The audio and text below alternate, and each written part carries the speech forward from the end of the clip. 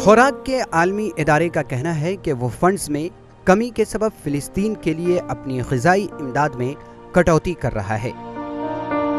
World food programme ने अपने एक बयान में कहा है कि सन 2000 में वो 3.50 लाख फिलिस्तीनियों को ही खुराक मुहैया कर सकता है।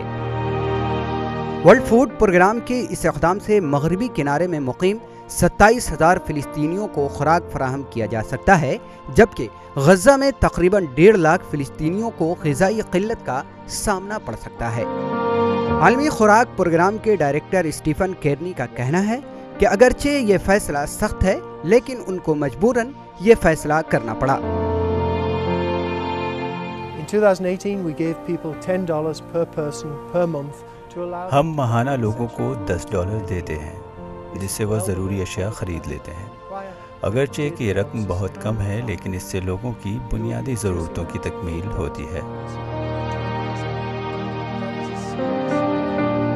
रवां बरस बजट की कमी के सबब इमदाद में कटौती के मामले में फिलिस्तीन दुनिया भर में सबसे ज़्यादा मुतासिर हुआ है।